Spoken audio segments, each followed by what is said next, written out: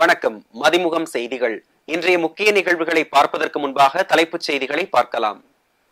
அதிமுகவிற்கு பம்பரம் சின்னம் கிடைக்குமா? நம்பிக்கையுடன் இருப்பதாக துரை வைகோ பேட்டி. மதிமுகவுக்கு பம்பரம் சின்னம் ஒதுக்குவது குறித்து இன்று காலை 9 மணிக்குள் முடிவெடுக்க வேண்டும். தேர்தல் ஆணையத்துக்கு உயர்நீதிமன்றம் உத்தரவு. அரவிந்த் கெஜ்ரிவால் கைதுக்கு எதிராக தொடரப்பட்ட வழக்கில் இன்று விசாரணை. மதுபான கொள்கை வழக்கில் ஏப்ரல் 9 வரை கவிதாவுக்கு நீதிமன்ற காவல் நீட்டிப்பு. தூத்துக்குடியில் முதலமைச்சர் மு.க. ஸ்டாலின், எடப்பாடி பழனிசாமி தேர்தல் பிரச்சாரம். தேர்தல் நேரத்தில் மட்டும் பிரதமர் தமிழகத்திற்கு வருவதாக முதலமைச்சர் பேச்சு. விரிவான செய்திகள். மதிமுகவிற்கு பம்பரம் சின்னம் ஒதுக்கப்படும் என நம்பிக்கையுடன் இருப்பதாக திருச்சி நாடாளுமன்ற தொகுதி வேட்பாளரும் மதிமுக முதன்மை செயலாளருமான துரை வைகோ தெரிவித்துள்ளார். திருச்சி நாடாளுமன்ற தொகுதி வேட்பாளரும் மதிமுக முதன்மை செயலாளருமான துரை வைகோ பல்வேறு பிரமுகர்களை சந்தித்து ஆதரவு திரட்டினார். திருச்சி நாடாளுமன்ற தொகுதி திமுக கூட்டணி வேட்பாளர் துரை வைகோ திருச்சி நாடாளுமன்ற தொகுதிக்கு உட்பட்ட பகுதிகளில் தீவிர வாக்கு சேகரிப்பில் ஈடுபட்டு வருகிறார். அதன் ஒரு பகுதியாக முத்திரையர் சங்க தலைவர் ஆர். விஸ்வநாதன் மற்றும் அவரது மகன் பரதன் ஆகியோரை சந்தித்து ஆதரவு கோரினார். அதேபோல் திருச்சி வணிகர் சங்க பேரமைப்பு துணை பொதுச் செயலாளர் கோவிந்தராஜையும் சந்தித்து ஆதரவு கோரினார். இதனிடையே இந்திய கம்யூனிஸ்ட் கட்சியின் நிர்வாகிகளை துரை வைகோ சந்தித்து ஆதரவு கோரினார். அப்போது இந்திய கம்யூனிஸ்ட் கட்சியின் திருச்சி மாநில பொறுப்பாளர்கள் மற்றும் மாவட்ட பொறுப்பாளர்கள் உள்ளிட்ட அனைவரும் தங்களது ஆதரவை தெரிவித்தனர். அதேபோல் திருச்சி மாவட்ட காங்கிரஸ் கமிட்டி அலுவலகத்திற்கு சென்ற துரை வைகோ நிர்வாகிகளை சந்தித்து ஆதரவு கோரினார். அப்போது காங்கிரஸ் கட்சி நிர்வாகிகள் தங்களது ஆதரவை தெரிவித்தனர். பிரச்சாரத்திற்கு இடையே செய்தியாளர்களை சந்தித்த துரை வைகோ பம்பரம் சின்னம் தங்களுக்கு கிடைக்கும் என நம்பிக்கையுடன் இருப்பதாக தெரிவித்தார். எலெக்ஷன் கமிஷனுடைய ரூல்ஸ் படி நிறைய சட்டத்திட்டங்கள் இருக்குங்க. நீங்க அது சொல்றது உண்மைதான். ஆனா அதே வேலையில பொறுத்த வரைக்கும் எங்களுக்கு நாங்கள் கடந்த முறை நாங்கள் பம்பர சின்னத்தை நின்றுருக்கோம். வேற எந்த இயக்கங்கள் அது சின்னம் கிடையாது. அந்த சின்னம் ரிசர்வ்டாக இருக்குது. வேற எந்த இயக்கம் பயன்படுத்தலை. அப்படி இருக்கும் பட்சத்தில் அது ஏன் கொடுக்கக்கூடாதுங்கிறது அதுதான் நீதிமன்றம் கேட்டோம். நீதிமன்றத்திலே அது கண்டிப்பான அது ஒரு பாசிட்டிவான ரிப்ளை வரும் நாங்கள் நினைக்கிறோம். நாங்கள் சரிங்களா. தொடர்ந்து பேசிய துரை வைகோ வருமான வரித்துறை, அமலாக்கத்துறை போல தேர்தல் ஆணையமும் பாஜகவிற்கு ஆதரவாக இருப்பதாக குற்றம் சாட்டினார். எப்படி இன்கம் டாக்ஸ் இடிஎஃப் ஒன்றிய அரசு தவறாக பயன்படுத்துதோ அதே மாதிரி எலெக்ஷன் கமிஷன் அதையும் அவங்க கைப்பாக வச்சு பயன்படுத்துகிறாங்க. ஏன்னா அந்த கூட்டணியை சேர்ந்த சில இயக்கங்களுக்கு சின்னங்கள் கிடைச்சிருக்கு. அதே வேளையில் பாஜக எதிர்க்கிற இயக்கங்கள் நாங்களாக இருக்கட்டும், விடுதலை சிறுத்தைகள் அந்த கட்சியாக இருக்கட்டும், இல்லை நாம் தமிழர் இயக்கமாக இருக்கட்டும், எங்களுக்கெல்லாம் பார்த்தீங்கன்னா ஒரு மாற்றந்தாய் மனப்பான்மையோடு தான் இந்த சின்ன விஷயத்தில் அவங்க செயல்பட்டு இருக்கிறாங்க. மக்களவை தேர்தலில் போட்டியிட பம்பரம் சின்னம் ஒதுக்க கோரி மதிமுக அளித்த விண்ணப்பத்தின் மீது இன்று காலை 9 மணிக்குள் முடிவெடுக்க தேர்தல் ஆணையத்தை சென்னை உயர்நீதிமன்றம் உத்தரவிட்டுள்ளது. மக்களவை தேர்தலில் மதிமுகவிற்கு பம்பரம் சின்னம் ஒதுக்க கோரி அக்கட்சியின் பொதுச் செயலாளர் வைகோ சென்னை உயர்நீதிமன்றத்தில் வழக்கு தொடர்ந்திருந்தார். இந்த வழக்கு தலைமை நீதிபதி கங்கபூர்வாலா மற்றும் நீதிபதி பரத சக்கரவர்த்தி அமர்வில் இன்று விசாரணைக்கு வந்தது. அப்போது வைகோ தரப்பில் தங்கள் கோரிக்கையை ஏற்று கட்சி நிர்வாகிகளின் பெயர்களை இணையதளத்தில் பதிவேற்றம் செய்த தேர்தல் ஆணையம் பம்பரம் சின்னம் ஒதுக்கீடு செய்யவில்லை என்றும் தங்கள் கோரிக்கையை பரிசீலிக்கும்படி தேர்தல் ஆணையத்திற்கு உத்தரவிட வேண்டும் என்றும் கோரிக்கை விடுக்கப்பட்டது. இதற்கு பதிலளித்த தேர்தல் ஆணைய தரப்பு வழக்கறிஞர், சட்டப்படி அங்கீகரிக்கப்படாத பதிவு செய்யப்பட்ட அரசியல் கட்சி 2 தொகுதிகளுக்கு மேல் போட்டியிடும் பட்சத்தில் ஒரே சின்னம் ஒதுக்கப்படும் என தெரிவித்தார். மேலும் 14 ஆண்டுகளுக்கு முன்பு அங்கீகாரம் ரத்து செய்யப்பட்ட நிலையில் மதிமுகவுக்கு சின்னம் ஒதுக்கீடு செய்வது தொடர்பாக சம்பந்தப்பட்ட தொகுதியின் தேர்தல் அதிகாரிதான் முடிவு எடுப்பார் என்றும் தேர்தல் ஆணையம் தரப்பில் தெரிவிக்கப்பட்டது. அப்போது குறுக்கிட்ட நீதிபதிகள் பம்பரம் சின்னம் கோரி மதிமுக அளித்த விண்ணப்பத்தின் மீது காலை 9 மணிக்குள் முடிவெடுக்க வேண்டும் என உத்தரவிட்டனர். இதனையடுத்து வழக்கு பிற்பகல் 2:15 மணிக்கு தள்ளி வைக்கப்பட்டது. தூத்துக்குடியில் முதலமைச்சர் மு.க. ஸ்டாலின், எடப்பாடி பழனிசாமி தேர்தல் பிரச்சாரம் மேற்கொண்டனர். தூத்துக்குடி எட்டயபுரம் அருகே உள்ள சிந்தலக்கரையில் கனிமொழி, ராமநாதபுரம் இந்திய யூனியன் முஸ்லீம் லீக் வேட்பாளர் நவாஸ்கனி ஆகியோரை ஆதரித்து முதலமைச்சரும் திமுக தலைவருமான மு.க. ஸ்டாலின் தேர்தல் பிரச்சாரம் மேற்கொண்டார். அப்போது பேசிய முதலமைச்சர் மு.க. ஸ்டாலின், எடப்பாடி பழனிசாமி விமர்சிப்பது பற்றி கவலை தெரிவித்த அவர், யோசனை ஆக்கப்பூர்வமாக இருந்தால் அது யார் சொன்னாலும் செயல்படுத்தப்படும் என தெரிவித்தார். கடந்த 40 ஆண்டுகளாக பாஜக இந்தியாவை நாசமாக்கி உள்ளதாக முதலமைச்சர் குற்றம் சாட்டினார். அதேபோன்று தூத்துக்குடி தொகுதி அதிமுக வேட்பாளர் ஆர். சிவசாமி வேலுமணி ஆதரித்து தூத்துக்குடி சிதம்பர நகர் பேருந்து நிறுத்தம் அருகே அதிமுக பொதுச் செயலாளர் எடப்பாடி பழனிசாமி தேர்தல் பிரச்சாரம் மேற்கொண்டார். அப்போது பேசிய எடப்பாடி பழனிசாமி 40 தொகுதிகளிலும் அதிமுக கூட்டணி வெற்றி பெறும் என நம்பிக்கை தெரிவித்தார். மக்களின் பிரச்சனைகளை தீர்ப்பதுதான் அதிமுகவின் லட்சியம் என குறிப்பிட்ட அவர், டிசம்பர் மாதம் பெய்த மழையின் போது தன்னால் முடிந்த நிவாரண உதவிகளை வழங்கியதாக தெரிவித்தார். அதிமுகவும் தேமுதிகவும் இணைந்து பலம் வாய்ந்த கூட்டணியாக மாறியுள்ளதாக குறிப்பிட்ட அவர், சுதந்திரமாக செயல்பட்டதால் தான் பாஜக கூட்டணியில் இருந்து விலகியுள்ளதாக தெரிவித்தார். பாஜகவுடன் கூட்டணி வைத்து மத்திய அமைச்சரவையில் இடம்பெற வேண்டிய அவசியம் இல்லை என்றும், மக்களின் பிரச்சனைகளை தீர்ப்பது அதிமுகவின் லட்சியம் எனவும் குறிப்பிட்டார். நாங்கெல்லாம் சாதாரண மக்கள் ஏழை எளிய நடுத்தர மக்களோடு ஒன்றோடு ஒன்று பழகி மக்களுடைய கஷ்ட நஷ்ட துன்பம் எல்லாத்திலும் பங்கு கொண்ட கட்சி அதிமுக தொண்டை. அதனால எங்களுக்கு பதவி பெரிதில்லை, மக்கள் தான் பெரிது. திருப்பத்தூர் ஜோலார்பேட்டையில் திருவண்ணாமலை தொகுதி திமுக வேட்பாளர் CN அண்ணாதுரையை ஆதரித்து அமைச்சர் உதயநிதி ஸ்டாலின் பரப்புரை மேற்கொண்டார். திருவண்ணாமலை தொகுதி திமுக வேட்பாளர் CN அண்ணாதுரையை ஆதரித்து அமைச்சர் உதயநிதி ஸ்டாலின் திருவண்ணாமலையில் காந்தி சிலையின் முன்பாக உரையாற்றினார். இந்த கூட்டத்தில் பேசிய உதயநிதி ஸ்டாலின், தேர்தலில் 4 லட்சம் வாக்கு வித்தியாசத்தில் அண்ணாதுரையை ஜெயிக்க வைத்தால் மாதம் 2 முறை தொகுதிக்கு வந்து குறைகளை தீர்த்து வைப்பதாக உறுதியளித்தார்.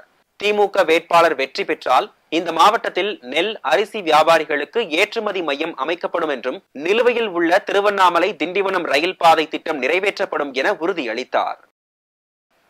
ராமநாதபுரம் தொகுதியில் முன்னாள் முதலமைச்சர் O பன்னீர்செல்வம் போட்டியிடும் நிலையில் O பன்னீர்செல்வம் என்ற பெயரில் 5 வேட்பாளர்கள் மனு தாக்கல் செய்துள்ளனர். நாடாளுமன்ற தேர்தலில் தேசிய ஜனநாயக கூட்டணியில் முன்னாள் முதலமைச்சர் O பன்னீர்செல்வத்துக்கு ராமநாதபுரம் தொகுதி ஒதுக்கப்பட்டுள்ளது. இந்த தொகுதியில் சுயேட்சை வேட்பாளராக களமிறங்கும் O பன்னீர்செல்வம் சுயேட்சை சின்னத்தில் போட்டியிடுகிறார். இதையடுத்து O பன்னீர்செல்வம் ராமநாதபுரம் ஆட்சியர் அலுவலகத்தில் வேட்புமனு தாக்கல் செய்தார். இதற்கிடையே ராமநாதபுரம் தொகுதியில் O பன்னீர்செல்வம் என்ற பெயரில் நேற்று ஒரு சுயேட்சை வேட்பாளர் வேட்புமனு தாக்கல் செய்தார். அதேபோல் O பன்னீர்செல்வத்துக்கு எதிராக மதுரை உசிலம்பட்டியைச் சேர்ந்த O பன்னீர்செல்வம் என்பவர் வேட்புமனு தாக்கல் செய்தார். இந்நிலையில் O பன்னீர்செல்வம் என்ற பெயரில் ஒரே நாளில் 3 பேர் வேட்புமனு தாக்கல் செய்துள்ளனர். இதனால் ராமநாதபுரத்தில் ஒரே பெயரில் போட்டியிடும் சுயேட்சை வேட்பாளர்களின் எண்ணிக்கை 5ஆக உயர்ந்துள்ளது. டெல்லி முதலமைச்சர் அரவிந்த் கெஜ்ரிவால் கைது செய்யப்பட்டதை எதிர்த்து பிரதமர் அலுவலகத்தை முற்றுகையிட முயற்சி செய்த ஆம் ஆத்மி கட்சியினரை காவல்துறையினர் கைது செய்தனர். டெல்லி மதுபான கொள்கை முறைகேடு புகாரில் ஆம் ஆத்மி கட்சியின் தேசிய அமைப்பாளரும் டெல்லி முதல்வருமான அரவிந்த் கெஜ்ரிவாலை அமலாக்கத்துறை கைது செய்தது. மார்ச் 28ஆம் தேதி வரை அமலாக்கத்துறை காவலில் வைத்து விசாரிக்க விசாரணை நீதிமன்றம் அனுமதி வழங்கிய நிலையில் கெஜ்ரிவால் கைது செய்யப்பட்டதை கண்டித்து ஆம் ஆத்மி கட்சியினர் பல இடங்களில் ஆர்ப்பாட்டம் செய்து வருகின்றனர். பிரதமர் அலுவலகத்தை முற்றுகையிட முயற்சி செய்த ஆம் ஆத்மி கட்சியினரை காவல்துறையினர் கைது செய்தனர். மேலும் பிரதமர் இல்லம் அருகே உள்ள பட்டேல் சவுக் மெட்ரோ ரயில் நிலைய நுழைவு வாயில்கள் அடைக்கப்பட்டு 144 தடை உத்தரவும் பிறப்பிக்கப்பட்டுள்ளது. இதற்கிடையே டெல்லி மதுபான கொள்கை முறைகேடு வழக்கில் MLA கவிதாவை கடந்த 15ஆம் தேதி அமலாக்கத்துறையினர் கைது செய்தனர். கைது செய்யப்பட்ட கவிதா நீதிமன்றத்தில் ஆஜர்படுத்தப்பட்ட நிலையில் அவரை 7 நாட்கள் காவலில் எடுத்து விசாரிக்க அமலாக்கத்துறைக்கு அனுமதி வழங்கப்பட்டது. பின்னர் அமலாக்கத்துறை காவல் மேலும் 3 நாட்களுக்கு நீட்டிக்கப்பட்டது.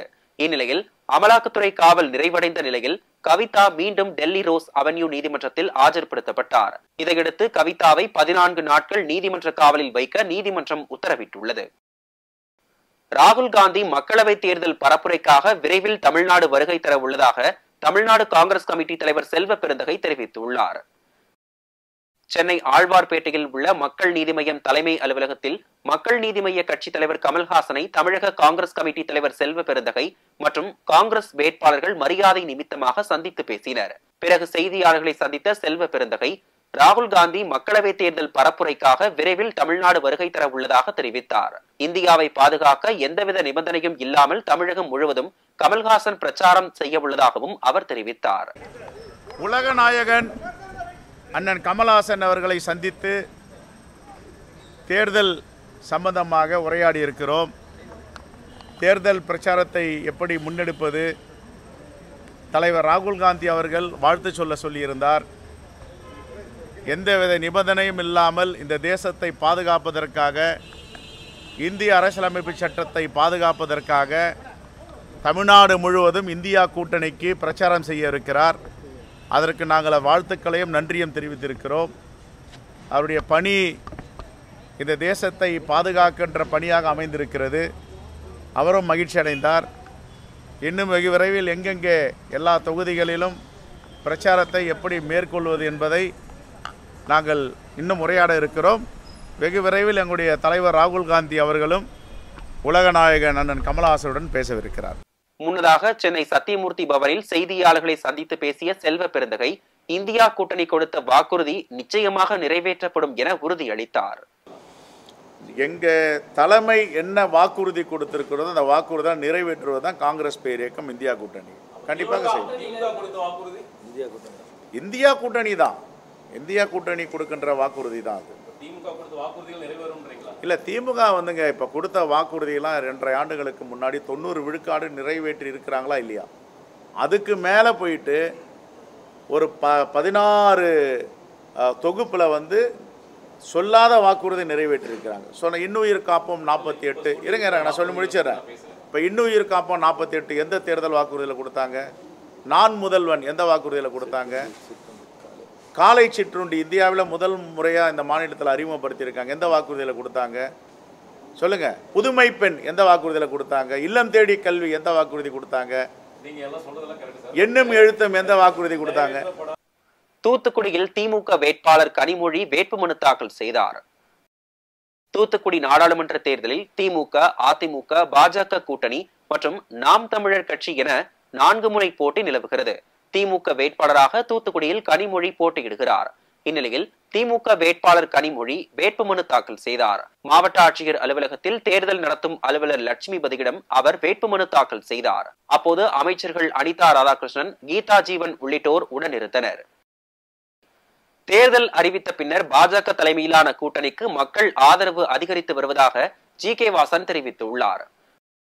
மக்களவைத் தேர்தல் பிரச்சாரத்தை தமிழ் மாநில காங்கிரஸ் கட்சியின் தலைவர் ஜி.கே. வாசன் தொடங்க உள்ள நிலையில் சென்னை ஆழ்வார்பேட்டையில் உள்ள தனது அலுவலகத்தில் செய்தியாளர்களை சந்தித்தார். அப்போது பேசிய அவர் பாஜக தலைமையிலான NDA கூட்டணிக்கு மக்கள் மத்தியில் செல்வாக்கு அதிகரித்துள்ளதாக தெரிவித்தார். நரிக்குறவர் சமுதாயத்திற்கு அடிப்படை திட்டங்கள், தேவைகள், வசதிகள் வேண்டுமென்றால் இந்த சலுகை அவர்களுக்கு தேவை. இந்த சலுகையை தமிழ் மாநில காங்கிரஸ் கட்சி பெருமுயற்சி எடுத்து மத்திய அரசிடம் பேசி பெற்றுக் கொடுத்திருக்கிறது. அந்த சலுகை அவர்கள் பெறத் தொடங்கி இருக்கிறார்கள். அதில் முதல் பெருமை அதனுடைய தலைவர் திரு காரை சுப்பிரமணியத்தினுடைய மகள் மருத்துவ படிப்பிலே சேரக்கூடிய வாய்ப்பை அரசு ஏற்படுத்தியிருக்கிறது. அந்த சமுதாயத்துக்கு கிடைத்த பெருமை இது.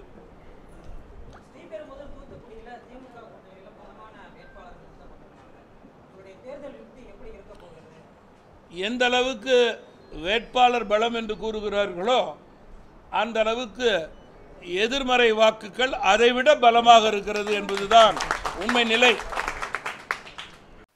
புனித வெள்ளி வார விடுமுறையை முன்னிட்டு சிறப்பு பேருந்துகள் இயக்கப்படும் என போக்குவரத்து துறை தெரிவித்துள்ளது. சென்னை கிளாம்பாக்கம் பேருந்து முனையத்தில் இருந்து 28ஆம் தேதி 505 சிறப்பு பேருந்துகளும், 29ஆம் தேதி 300 பேருந்துகளும், 30ஆம் தேதி 345 பேருந்துகளும் இயக்கப்படும் என்று போக்குவரத்து துறை தெரிவித்துள்ளது. அதேபோல் சென்னை கோயம்பேட்டில் 120 பேருந்துகளும், பெங்களூர், திருப்பூர், ஈரோடு மற்றும் கோயம்புத்தூர் ஆகிய இடங்களில் இருந்தும் பல்வேறு இடங்களுக்கும் 200 சிறப்பு பேருந்துகளும் இயக்க திட்டமிடப்பட்டுள்ளது. அதிமுக கட்சிக்கு துரோகம் செய்தால் OPS நடுத்தரவில் தான் நிற்க வேண்டும் என முன்னாள் அமைச்சர் RB உதயகுமார் கடுமையாக விமர்சனம் செய்துள்ளார். தேனி மக்களவை தொகுதி அதிமுக வேட்பாளர் VT நாராயணசாமி அறிமுக கூட்டம் தேனி தொகுதியில் நடைபெற்றது. இதில் முன்னாள் அமைச்சர் RB உதயகுமார் கலந்து கொண்டு பேசினார். அப்போது அதிமுக கட்சிக்கு துரோகம் செய்தால் நடுத்தருவில் தான் OPS நிற்க வேண்டும் என கடுமையாக விமர்சனம் செய்தார். அப்போது அவர் நினைத்திருந்தால், அவர் மனதில் வைத்திருந்தால், அவர் பதவி ஆசை இல்லாமல் இருந்திருந்தால், நாம் தெய்வமாக வளர்ந்த புரட்சி தலைவி அம்மா அவர்களை வெளிநாட்டுக்கு கூட சிகிச்சைக்கு அனுப்பி அந்த அதிகாரம் அவர் கையிலே இருந்தது, உள்துறை அதிகாரம் கையிலே இருந்தது. அந்த அதிகாரத்தை பயன்படுத்தி நம் தெய்வத்தாய் புரட்சி தலைவி அம்மா அவர்களை உயிரோடு மீட்டெடுத்திருக்க முடியுமே. அதை செய்ய தவறிவிட்டாரோ, அதிகாரத்தை கையில வைத்துக் கொண்டு மௌனசாமியாக இருந்து விட்டாரோ பதவிக்காக, அதனால் அந்த பாவம் அவரை ஆட்கொண்டு அம்மாவின் ஆன்மா அவரை தண்டிக்கிறதோ என்ற ஒரு நிலை நமக்கு ஏற்படும். பல்வேறு மாவட்டங்களில் நடைபெற்ற நிகழ்வுகளை களத்தில் மதிமுகம் பகுதியில் தற்போது பார்க்கலாம்.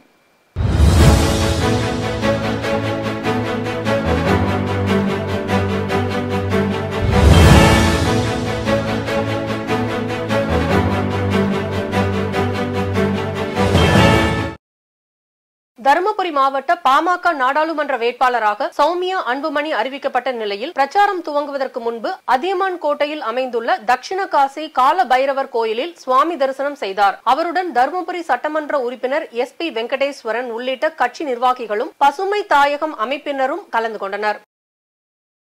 தென்காசி நாடாளுமன்ற தொகுதியின் திமுக வேட்பாளரான ராணி ஸ்ரீகுமார் மாவட்ட ஆட்சியர் மற்றும் தேர்தல் நடத்தும் அலுவலரான கமல் கிஷோரிடம் வேட்புமனு தாக்கல் செய்தார். வேட்புமனு தாக்கலின் போது திமுக சங்கரன் கோயில் சட்டமன்ற உறுப்பினர் ராஜா, காங்கிரஸ் சட்டமன்ற உறுப்பினர் பழனி நாடார், திமுக மாவட்ட செயலாளர் ஜெயபாலன் ஆகியோர் உடனிருந்தனர். திருப்பூர் மாவட்ட வரி பயிற்சியாளர்கள் சங்கத்தின் சார்பில் 6ஆம் ஆண்டு துவக்க விழா மாவட்ட தலைவர் கோவிந்தராஜ் தலைமையில் நடைபெற்றது. இந்த கூட்டத்தில் புதிய நிர்வாக குழு உறுப்பினர்களாக சந்திரமோகன் மற்றும் ஆதிகிருஷ்ணா ஆகியோர் தேர்வு செய்யப்பட்டனர். தொடர்ந்து தேர்வு செய்யப்பட்டவர்களுக்கு மாவட்ட தலைவர் பொன்னாடை அணிவித்து வாழ்த்துக்களை தெரிவித்தார். நமது திருப்பூர் மாவட்டத்தில் அதாவது வணிக வரித்துறை மாவட்டமானது உதயமாகி சிறப்பாக செயல்பட்டு கொண்டிருக்கிறது. அதில் இன்னும் மேல்முறையீட்டு சம்பந்தமான விஷயங்கள் அலுவலர்கள் இன்னும் அமைக்கப்படவில்லை. அதையும் அரசாங்கம் அமைத்து கொடுத்தால் சிறப்பாக இருக்கும். இங்குள்ள வணிகர்கள், வரி பயிற்சியாளர்கள் அனைவரும் பயன்பெறுவார்கள். வேலூர் சத்துவாச்சாரியில் உள்ள மாவட்ட ஆட்சியர் அலுவலகத்தில் வேலூர் பாராளுமன்ற தொகுதியில் போட்டியிடுவதற்காக சலவன்பேட்டையை சேர்ந்த சண்முகம், விருப்பாச்சிபுரத்தை சேர்ந்த ஜி சண்முகம், சென்னையை சேர்ந்த சையத் அலி, ஜான்சன் குடியாத்தத்தை சேர்ந்த பாபு மற்றும் மாதவன் உள்ளிட்ட 8 சுயேட்சைகள் தங்களது வேட்பு மனுக்களை மாவட்ட ஆட்சியர் சுப்புலட்சுமியிடம் தாக்கல் செய்தனர். ராணிப்பேட்டை மாவட்டம் சோளிங்கர் நகராட்சிக்கு உட்பட்ட குப்பை கிடங்கில் மர்ம நபர்கள் தீ வைத்துள்ளனர். இதனால் குப்பையில் இருந்த பிளாஸ்டிக் கழிவுகள் தீயில் கருகி புகை மூட்டமாகவும் துர்நாற்றம் வீசியும் வருகிறது. மேலும் ஓடை கால்வாயில் குப்பைகளை டன் கணக்கில் கொட்டி வருவதை மாசு கட்டுப்பாட்டு வாரியம் பார்வையிட்டு சுகாதார சீர்கேட்டை ஏற்படுத்தி வரும் நகராட்சி நிர்வாகம் மீது உரிய நடவடிக்கை எடுக்க வேண்டும் என பொதுமக்கள் கோரிக்கை வைத்துள்ளனர். Lions club of Karur majestic மற்றும் சம்பத் ஆர்டர்ஸ் திருக்குறள் பேரவை சார்பில் வருகின்ற நாடாளுமன்ற தேர்தலை ஒட்டி 100% வாக்களிப்பது குறித்த விழிப்புணர்வு நடைபெற்றது. இதில் உறுதிமொழி கையெழுத்து இயக்கம் மற்றும் விழிப்புணர்வு கவிதை பாடல் பாடி விழிப்புணர்வு ஏற்படுத்தப்பட்டது. இந்த நிகழ்ச்சியில் திருக்குறள் பேரவை செயலாளர் மேலை பழனியப்பன், லயன்ஸ் பிளாட்டினம் கணேசன், மூத்த வழக்கறிஞர் பாலு வணிகர், சங்க உறுப்பினர் செந்தில் உள்ளிட்ட பொதுமக்கள் பதாகையில் கையெழுத்திட்டு 100% வாக்களிப்போம் என்று விழிப்புணர்வு ஏற்படுத்தினர். அதேபோல் திருப்பூர் வட்டார போக்குவரத்து அலுவலகம் சார்பில் 100% வாக்களிப்பதை உறுதி செய்யும் வகையில் இருசக்கர வாகன பேரணி நடைபெற்றது. மாவட்ட ஆட்சியர் கிறிஸ்துராஜ் மற்றும் உதவி ஆட்சியர் கிருத்திகா விஜயன் உள்ளிட்டோர் கலந்து கொண்டு பேரணியை கொடியசைத்து துவக்கி வைத்தனர். இந்த நிகழ்ச்சியில் தெற்கு வட்டார போக்குவரத்து துறை அலுவலர் ஆனந்த் உள்ளிட்ட போக்குவரத்து துறை அதிகாரிகள் கலந்து கொண்டனர். திருவள்ளூர் மாவட்டம் பொன்னேரி அருகே உள்ள நாலூரில் இயங்கி வரும் தனியார் ரப்பர் தொழிற்சாலையில் திடீரென தீ விபத்து ஏற்பட்டது. இதில் ரப்பர் பொருட்கள் எரிந்து அதனால் கரும்புகை சூழ்ந்து அருகில் உள்ள பொதுமக்களுக்கு மூச்சு திணறல் ஏற்பட்டது. தகவல் அறிந்து வந்த தீயணைப்பு வீரர்கள் நீண்ட நேரமாக போராடி தீயை அணைத்து கட்டுக்குள் கொண்டு வந்தனர். விசாரணையில் மின்கசிவால் ஏற்பட்ட தீப்பொறி காரணமாக இந்த தீ விபத்து ஏற்பட்டதாக காவல்துறையினர் தெரிவித்தனர். திருப்பூர் மாவட்டம் தாராபுரம் அருகே லாரி மோதிய விபத்தில் 2 பேர் உயிரிழந்த நிலையில் விபத்தை ஏற்படுத்திய லாரி ஓட்டுநரை கைது செய்ய வலியுறுத்தி பொதுமக்கள் சாலை மறியல் போராட்டத்தில் ஈடுபட்டனர். தகவல் அறிந்து சம்பவ இடத்திற்கு வந்த காவல்துறையினர் ஓட்டுநரை கைது செய்ய நடவடிக்கை எடுப்பதாக உறுதியளித்ததன் பேரில் அனைவரும் போராட்டத்தை கைவிட்டு கலைந்து சென்றனர். இதனால் அப்பகுதியில் சிறிது நேரம் போக்குவரத்து நெரிசல் ஏற்பட்டது. கோவை மாவட்டம் உப்பிலிப்பாளையம் பகுதியில் கோவை கற்பகம் மருத்துவமனையின் மருத்துவ குழுவினர்களான மருத்துவ கண்காணிப்பாளர் ரங்கநாதன், சிறுநீரக மருத்துவர் ஜெரார்ட் வினோத், மருத்துவர்கள் கார்த்திக் மற்றும் சிவகுமார் ஆகியோர் சிறுநீரகம் குறித்து விழிப்புணர்வு ஏற்படுத்தும் விதமாக செய்தியாளர்களை சந்தித்தனர். அப்போது பொதுமக்களுக்கு போதிய விழிப்புணர்வு இல்லாததால் 2 சிறுநீரகங்களும் பாதிக்கப்பட்டு பல்வேறு நோயாளிகள் தனது வாழ்நாள் முழுவதும் டயாலிசிஸ் செய்யும் நிலைக்கு தள்ளப்பட்டுள்ளதாக தெரிவித்தனர். ரீசெண்டா கூட என்னோட ஒரு ரெசிபியன்ட் பேஷண்ட் வந்து ஒரு வாட்ஸ்அப் மெசேஜ் காமிச்சிருந்தாரு. சார், நான் ஒரு 2 கிட்னியும் வந்து என்னோடய ஃப்ரெண்டு யாரோ ஒருத்தங்க அனுப்பிச்சிருக்காங்க, டொனேட் பண்ணுறாங்க, அதை எடுத்துக்கலாமா பார்த்து சொல்லுங்கள் அப்படின்ட்டு. ஸோ மக்களுக்கு வந்து என்னென்னா கிட்னி வந்து எப்படி டொனேட் பண்ணுறாங்க அப்படிங்கிறது தெரிய மாட்டேங்குது. ஸோ இந்த இப்போ கிட்னி டொனேட் பண்ணுறது பார்த்தோன்னா ஒருத்தர் இறந்துட்டார் அப்படின்னா அந்த ஹாஸ்பிட்டல்லேருந்து இறந்துட்டார் அப்படிங்கிறதுக்கு 2-3 டாக்டர் சர்டிஃபை பண்ணி டிரான்ஸ்டான் அப்படிங்கிறதுக்கு நம்ம வந்து சொல்லணும், அவங்க இறந்துட்டாங்க, இவங்க கிட்னி நம்ம எடுத்துக்கலாம் அப்படின்ட்டு. அப்படிங்கும்போது இவங்களோட 2 கிட்னியும் பார்த்திங்கன்னா கவர்மெண்ட்டுக்கு அலாட் ஆகிடும். அப்போது எந்த ஹாஸ்பிட்டல்லேருந்து கிட்னி எடுத்தாலும் அந்த ஹாஸ்பிட்டலுக்கு ஒரு கிட்னியும், இன்னொரு கிட்னி வந்து பொதுவான பூலில் யார் முன்னிலையில் இருக்காங்களோ அவங்களுக்கும் அப்படிங்கிற மாதிரி ஆட்டாங்க. ஸோ அந்த பேஷண்ட் மட்டும்தான் அந்த கிட்னியை வந்து எடுக்க முடியும். ஸோ இது கவர்மெண்ட் மூலமாக தான் அந்த அலோகேஷன் வந்து நடக்கும். இதில் பொதுமக்கள் வந்து இறந்தால் கிட்னி டொனேட் பண்ணுங்கிற அவேர்னஸ் அவங்களுக்கு வந்து வரணும். அப்படி இருந்தால் தான் நமக்கு நிறையா கிட்னிஸ் டொனேட் பண்ணும்போது நிறைய பேருக்கு வந்து ஆப்ரேஷன் பண்ணி நிறையா டிரான்ஸ்பிளான்டேஷன் நல்லபடியாக இருக்க வாய்ப்பு இருக்குது. வேலூர் மாவட்டம் பேரானம்பட்டு நாடாளுமன்ற தேர்தலையொட்டி பொதுமக்கள் அச்சமின்றி வாக்களிக்கும் வகையில் காவல்துறையுடன் துப்பாக்கி ஏந்திய துணை ராணுவ வீரர்கள் இணைந்து கொடி அணிவகுப்பு பேரணியை நடத்தினர். இந்த ஊர்வலத்தில் பேரானம்பட்டு கண்காணிப்பாளர் ருக்மாங்கன், துணை கண்காணிப்பாளர் குப்பன் சரத்குமார் மற்றும் 100க்கும் மேற்பட்ட காவல்துறையினர் கலந்து கொண்டனர். மத்திய சென்னையில் போட்டியிடும் பாஜக வேட்பாளர் வினோஜ் பி செல்வம் மாநகராட்சி மண்டல அலுவலகத்தில் தேர்தல் அலுவலர் முன்பாக வேட்புமனு தாக்கல் செய்தார். பின்னர் செய்தியாளர்களிடம் பேசிய வினோஜ் பி செல்வம், பெண்கள் விளையாட்டு மைதானங்களில் விளையாடும் அளவிற்கு பாதுகாப்பானதாக மேம்படுத்தி வழங்கப்படும் எனவும் எம்பி நிதியிலிருந்து மக்களுக்கு செய்யக்கூடிய அனைத்து திட்டங்களையும் செயல்படுத்த உள்ளதாகவும் தெரிவித்தார். கூட்டணி கட்சிகளின் படைசூழ மத்திய சென்னையிலே போட்டியிடுவதற்காக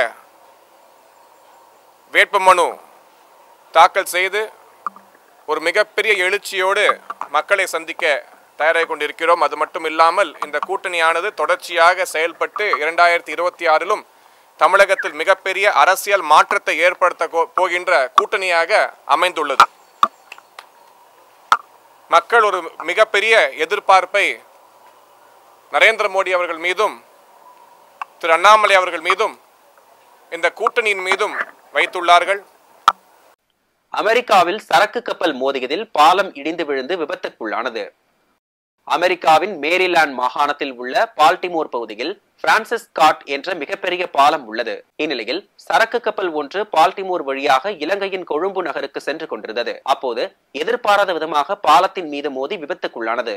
இந்த விபத்தில் 2.6 கிலோமீட்டர் நீளம் கொண்ட பாலத்தின் ஒரு பகுதி இடிந்து விழுந்தது. இந்த விபத்தில் பாலத்தில் சென்று கொண்டிருந்த ஏராளமான கார்கள் ஆற்றுக்குள் விழுந்தன. தகவல் அறிந்து சம்பவ இடத்திற்கு சென்ற தீயணைப்பு துறையினர் மற்றும் காவல்துறை அதிகாரிகள் விசாரணை மேற்கொண்டதில் பாலம் இடிந்து விழுந்த விபத்தில் 10 பேர் ஆற்றில் விழுந்ததாக தகவல் தெரிவித்தனர். இதனைத் தொடர்ந்து தீயணைப்பு துறையினர் ஆற்றில் விழுந்தவர்களை மீட்கும் பணியில் ஈடுபட்டுள்ளனர். இந்த விபத்து எதிரொலியாக பாலத்தின் இருபுறமும் போக்குவரத்துக்கு தடை விதிக்கப்பட்டது. மீண்டும் தலைப்புச் செய்திகள். அதிமுகவிற்கு பம்பரம் சின்னம் கிடைக்குமா? நம்பிக்கையுடன் இருப்பதாக துரை வைகோ பேட்டி.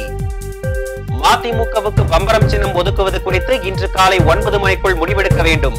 தேர்தல் ஆணையத்துக்கு உயர்நீதிமன்றம் உத்தரவு. அரவிந்த் கெஜ்ரிவால் கைதுக்கு எதிராக தொடரப்பட்ட வழக்கில் இன்று விசாரணை. மதுபான கொள்கை வழக்கில் ஏப்ரல் 9 வரை கவிதாவுக்கு நீதிமன்ற காவல் நீட்டிப்பு. தூத்துக்குடியில் முதலமைச்சர் மு.க. ஸ்டாலின், எடப்பாடி பழனிசாமி தேர்தல் பிரச்சாரம். தேர்தல் நேரத்தில் மட்டும் பிரதமர் தமிழகத்திற்கு வருவதாக முதலமைச்சர் பேச்சு. இத்துடன் செய்திகள் நிறைவடைந்தன. மீண்டும் செய்திகள் பிற்பகல் 1:30 மணிக்கு. மேலும் செய்திகளை தெரிந்து கொள்ள மதிமுகம் பிரைம் யூடியூப் தளத்தில் இணைந்திருங்கள்.